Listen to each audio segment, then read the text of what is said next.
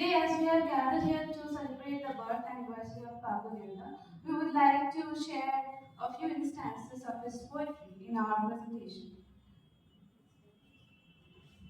Pablo Neruda was born Ricardo Eliezer Neftali Reyes Basualdo, I don't know if I pronounced it correctly, in a Chilean town in 1904. He composed his first poems in 1940, just at the age of 10. His father opposed his interest in writing and literature, but he was encouraged by others, including the later Nobel Prize winner, Gabriela Mistral, who headed the local school. On 18 July 1970, at the age of 30, he published his first work, an essay entitled Enthusiasm and Perseverance, in the local daily newspaper and signed it Neftali Reyes. Since his father did not want him to write poems and be a poet, he started to write under the pseudonym Pablo Neruda just at the age of 16. Despite his early success, Neruda had financial struggles and took up a series of diplomatic jobs in places such as Burma, Indonesia, Spain, and Singapore. In 1963, not 63, in 1936, when the Civil War broke out, he had organized an evacuation of refugees from Spain to Chile and saved nearly 2,000 lives. Over a period of 20 years, during his living abroad, he captured those experiences in a three-volume poetry collection named it Residence on Earth, which merges epic landscape, supernatural themes, and the poetry collection is experimental and surreal, and he brings in supernatural themes and a poet's responsibility to speak out against the injustices prevalent. Next slide. In I Explain a Few Things, he lingers on the haunting details of the destruction of the Spanish Civil War. For the rest of his life, Neruda remained committed to revolutionary ideas. His politics his politics led to several years of exile before he was able to return at Chile in 1952. While in exile, he published his collection of poetry called Canto General, which retells the entire history of Latin America in poetry, from its flora and fauna to its politics and wars, and above all, paying homage behind its civilization's achievement. In 1970, Neruda was nominated as a candidate for the Chilean presidency. He was awarded the Nobel Prize in Literature in 1971. Neruda passed away on 23rd September 1973, but the reason of his death remained controversial. He is a romantic and a revolutionary and has been one of the most celebrated poets of 20th century, yet was also controversial. The major themes in Neruda's poetry include love and passion, nature and universe, political and social, justice, alienation and loneliness, memory and time. The key works, as we can see, include 20 love poems and a song of despair, which illuminates the subtleties of love and enchantment. Residence on Earth, as I have already said, Canto General, the Captain's Verses, All the Oaths, and 100 Love Sonnets. All the Oaths is a collection of nearly 225 short poems that is dedicated to the assortment of small, apparently insignificant items of our day-to-day life, ranging from shoelaces to a watermelon. So I will be briefly analyzing a poem from 100 Love Sonnets that was published in 1959, Sonnet 17. This was originally written in Spanish, and hence, if there were any kind of rhyme or rhyming scheme, it has been lost due to the translation of the text. This poem was written not in the memory of, rather he dedicated this poem to his third wife, Matilde. Within its 14 lines it describes Neruda's deep and passionate love. The first line says, I don't love you as if you were a rose of salt topaz, which might apparently seem to be an abrupt beginning because we tend to use traditional comparisons to compare our beloved as we can we usually compare them to rose or moon and stars. Rather, he says that this love is not like a salt rose, which might refer that the rose that grows by the ocean. Topaz, a shiny material, or flaming carnations, arrow, sparkling fiery love images. Rather, his emotions go far beyond the physical. They exist deeper and are present between the shadow and the soul. This might make it seem that his love was forbidden or ephemeral, but it indicates that his love was internal, secretive, intimate, and maybe beyond the time limits. The next stanza describes how his love is going to exist no matter what. It is like the love one would feel for a flower that is still in its budding state, which has not yet bloomed, existing needless of exterior beauty. Just as the beauty of the flower remains with all its strength in a bud itself, his love remains inside his inner state of mind, in his body. He acknowledges his wife's love for him, the aroma, the closeness, the intimacy between them. He does not post his love for her. In the poem's final stanza, the poet declares that he is unaware of how, when, or from where he loves her. He loves her directly without any form of judgment. Because of this, they both became one. Thus, the poet gives up trying to define this form of love through metaphor and admits that he loves that person.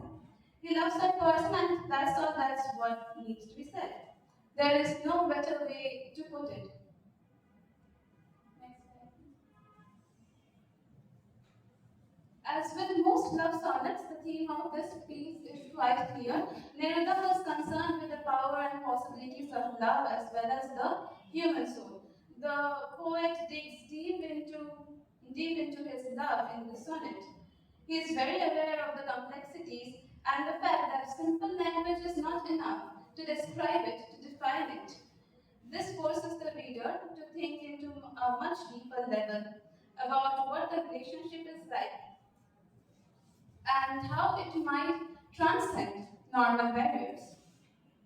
The sonnet is separated into three stanzas. The first two stanzas are quatrains, which means they have 4 lines each, and the last stanza is a sestate. The pattern, regardless of theme, comes closest to the Petrarchan sonnet. The space between the two sections of the poem, that is, in this case, the first two stanzas of the poem, is called the turn. This means that something about the poem, whether it is the speaker or the opinion of the narrator, changes. Though this poem was originally written in Spanish, several literary devices are still intact in its English translation. This includes repetition, enchantment, and imagery. The later one, the later is one of the most important techniques at work in Sonnet 17, as in the lines, the light of those flowers hidden within itself, and so close that your hand upon my chest is mine, all of which are quite evocative. Long, long story short, 100 Love Sonnets 17 is both intimate and thought-provoking.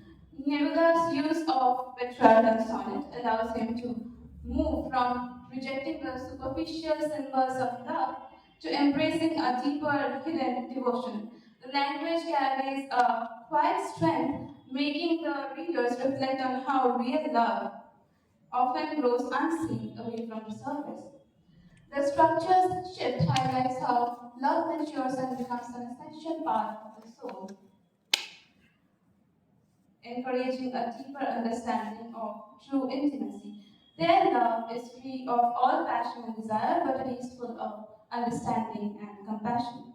The love is a force that is not limited by time or space, and their love is an all prevailing force that is everlasting and will always be. That's for my part. Thank you.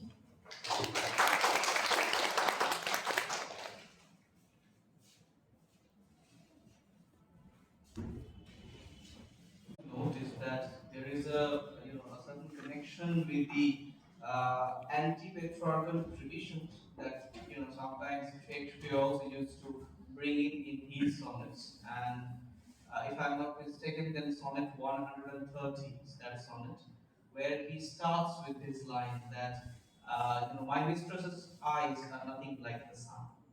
So this is once again there, and there is also a sort of a dialogue that you can, anytime read when you read these two texts parallelly, and we come to the conclusion that the poet is trying to tell that the uh, love or the beloved is something or is someone with whom this bonding is established at a very different, unique scale, even beyond metaphors that Sneha tried to argue. The same sort of line, the same sort of couplets, similar, not same, similar in ideas. Obviously, Neruda will bring in his own take, in the third line, as the poem goes from the third line, there are distinctions, but still there is a resonating idea that we can trace back to Shakespeare. He says that, still I compare my love as rarer than any she belike with false compare. So, I wish that all of you read these poems together. Now it's Shayan's turn, and Shayan will once again revisit Tonight I Can Write the Saddest Lines, because this is the poem that has many layers that that cannot be traversed in the scope of a class actually. So Shayan will look into the other parts of the poem, the less discussed stuff, and I hope you all will enjoy that as well. Right? So over to Shayan. Thank you so much, sir. We're going to celebrate the birth anniversary of Pablo Neruda, and my discussion is he's one of the best famous poem. Tonight I Can Write. Man has already explained this, and I am going to explain this for just as like my own way. Okay. Uh, before starting that, we have to know the background of this poem. Uh, in 1924, Pablo Neruda published a series, an anthology, which he translated 20 Laughing and a Song of Despair. So here, he this total series was inspired by Neruda's lover, uh, about his feelings, emotions, expressions of love, sadness. Everything is depicted in this poem. Right? In this whole series of poetry, and uh, here we can see the heartbreak of Neruda, and the poem that I will discuss about the anthem. Tonight I Can Write. This is a part of this anthology. Next slide, please. Uh,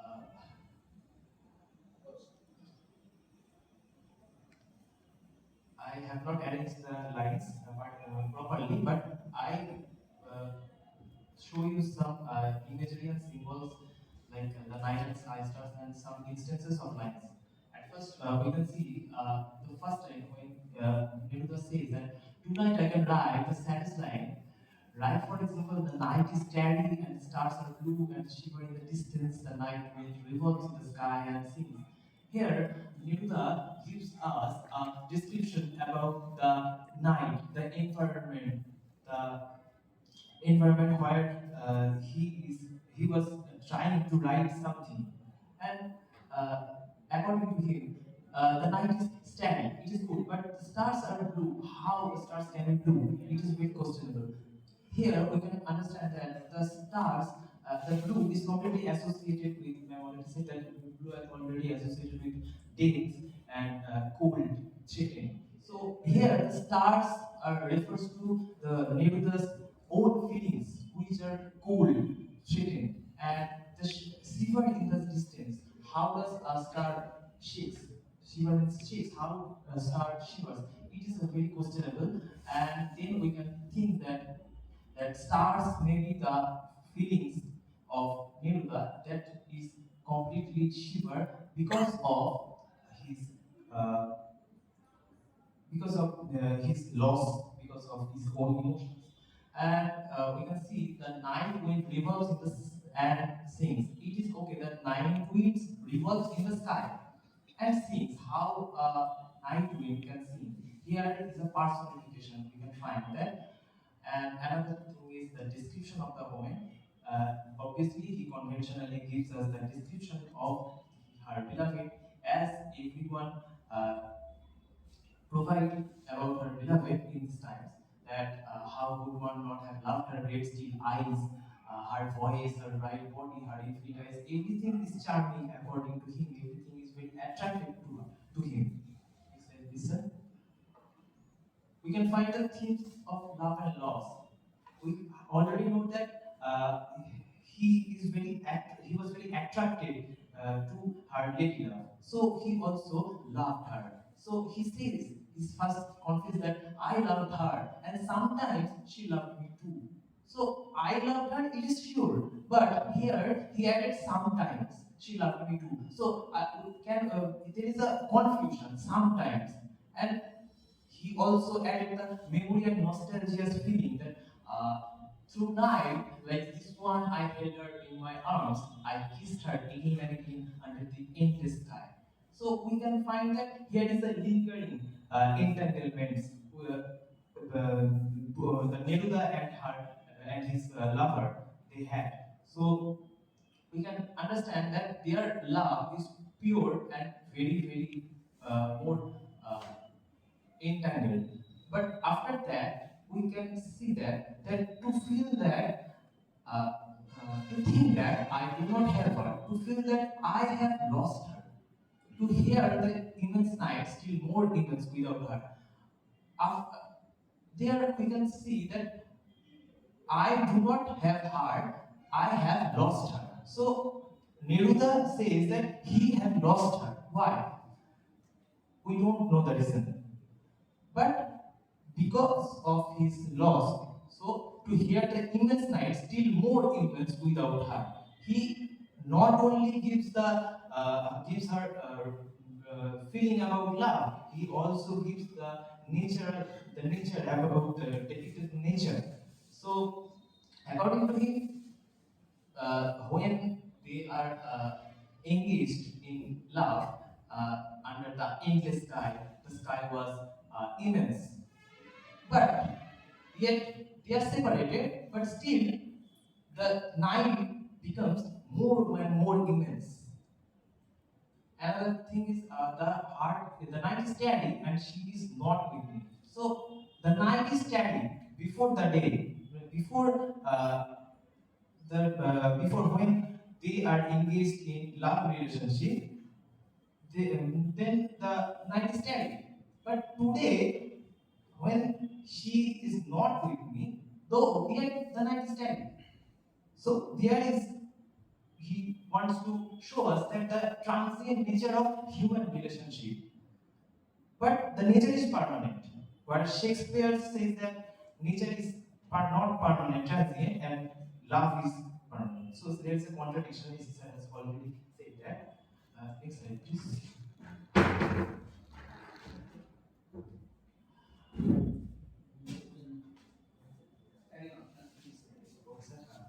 We can also see the themes of displacement. His lover's displacement. Then we see the lines of from poetry. Another's. She will be another's. As she was before my kisses. So we can find that before their relation, she may be with someone, and after their separation or breakup, she will be go with someone. So though this be the last, so there is a, we can see the displacement of the lady with whom he has entangled.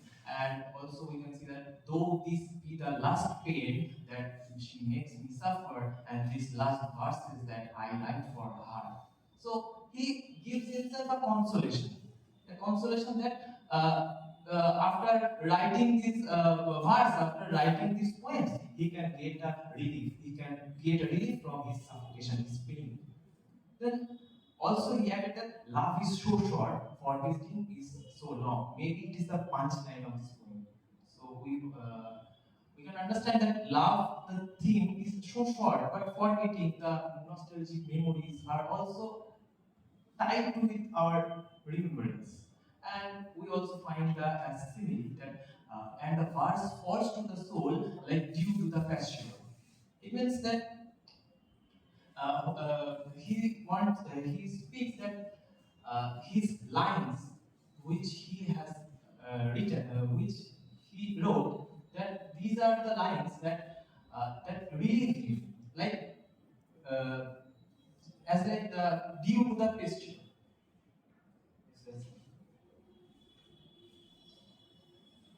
Uh, I'm already said that the transient nature of love, that the same night fighting the same trees, we of that time are no longer the same.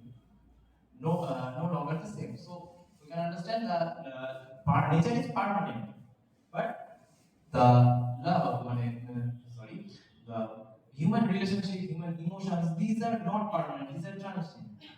And we also see the confusion among in this within the poet's mind that I no longer love her, that's certain, but maybe I love her. How did he say that? I no longer love her, but maybe I love her. So I can see that he is confused, totally confused. Whether he is disgusted or hatred or love. He's completely confused, overwhelmed. And we also can see that the repetition of the line from first to last. Tonight I can write the saddest line. So we can understand that these lines, uh, sorry. So this line is creates a rhythmic pleasure in this poem from first to last, and is also used in middle.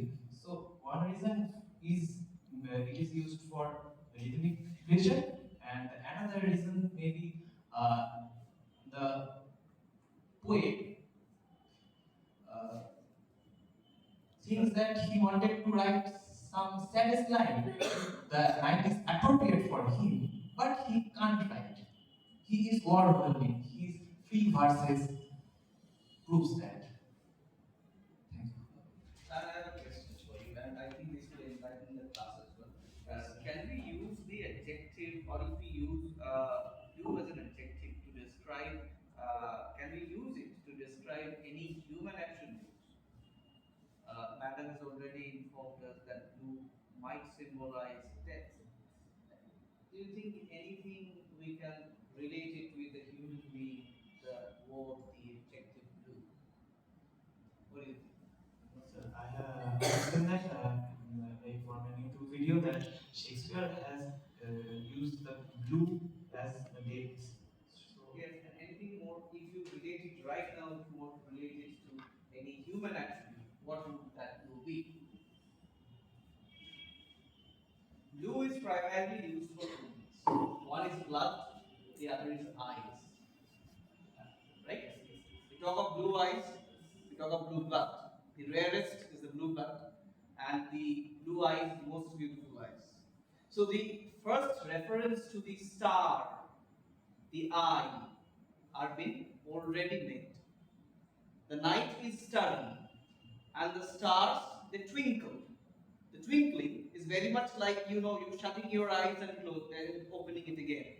And it's once again you relating the natural with your karma. There is one more important thing that you already mentioned. That is the idea of the love, and there is a mentioning of the soul, right? So he has lost the desired being. And now there is a transition from this desire to the poetry coming very naturally, like the dews falling on the pasture. Such is this verse on the soul, right? The word soul is mentioned, and even when we are reaching the conclusion, we will come to this point that I feel, or my soul is not happy that he has lost. So there is a transition, a journey from a more as a carnal desire to a more as something.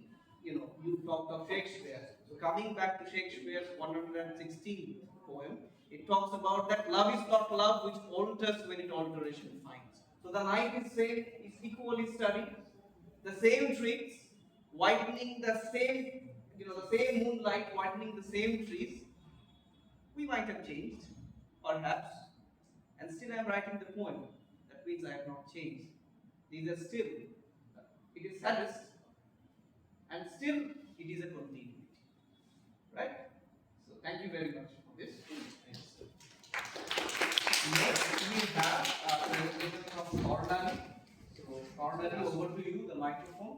My previous tournaments have already discussed about Pablo Neruda's biography and his two famous works, and it's now my turn to discuss his another famous work, that If You Forget Me. So at first, I will recite some instances from the poem, and now I'm starting. I want you to know one thing. You know how this is? If I view the crystal moon by the red branch of the lingering autumn in my window, if I touch beside the fire the impalpable ash, or the wrinkled body of the firewood, everything carries me away to you.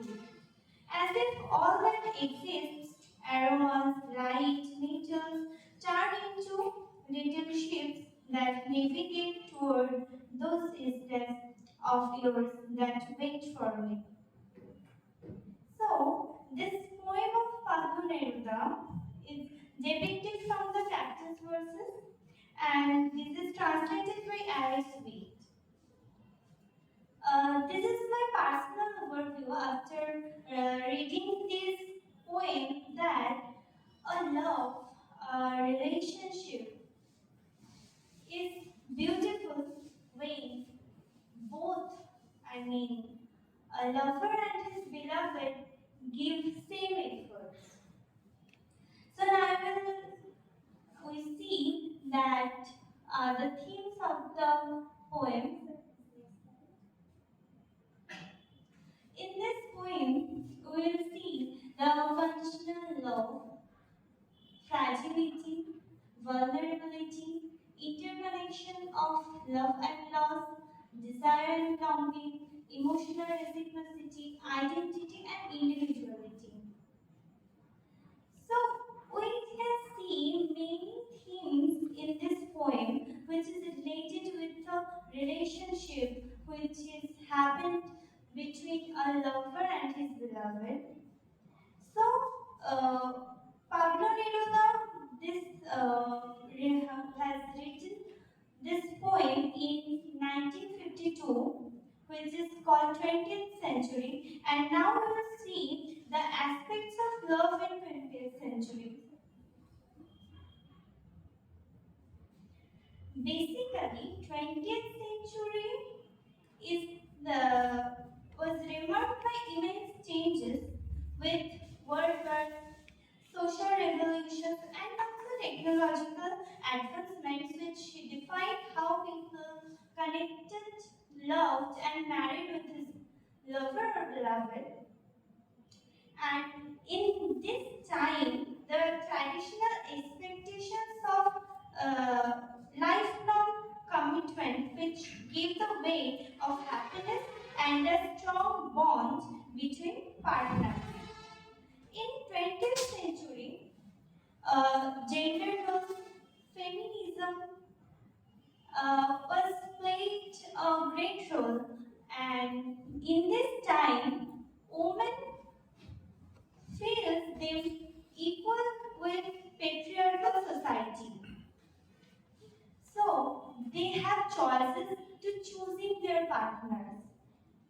They can choose to go anywhere with their desires, and they look for other lover where she will be happy. So the next slide, the analysis of the poem. In the beginning, the poet says how much he loves her. And the many types of metaphor like crystal moon, dead branches, which helps to give an instance to reader how much he loved her, his beloved. And in the middle point, he says, I will say two lines that if little by little you stop loving me, I will stop you. I will stop loving you little by little. In this part, he warned her if she stops, he will also stop. Because love relationship cannot be grow just for one sided. A relationship always carries a way when two partners give same efforts. And in the ending part, he again into positive and romantic tone where his beloved does not forget him and keeps on loving, he will forever love in return.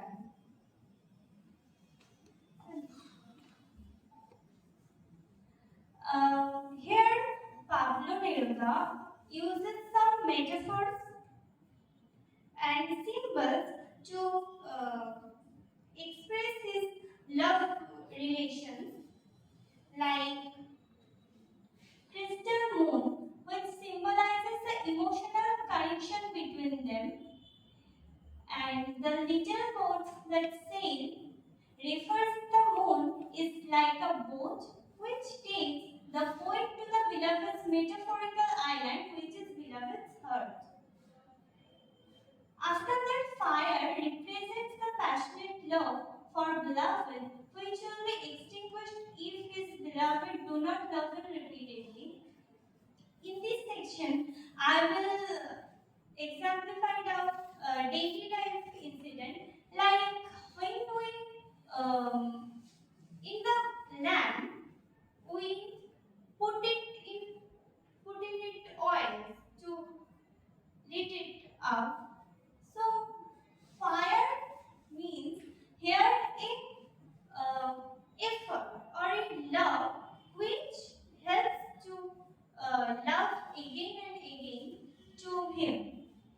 And island is referred metaphorically as beloved's heart, and roots are a medium which is connected poet's emotion in the beloved's heart.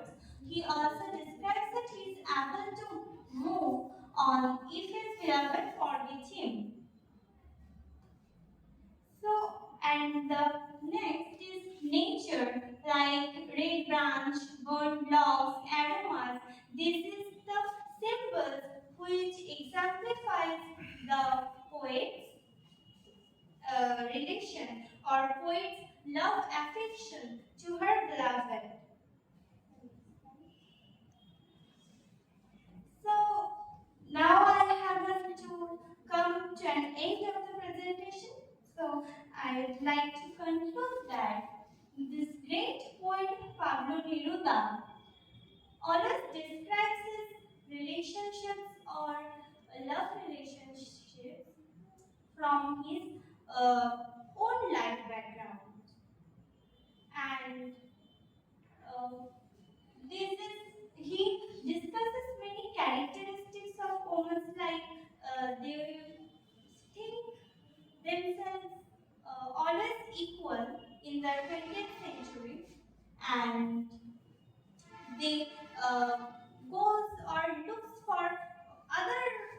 human being where they will be happy. So, thank you.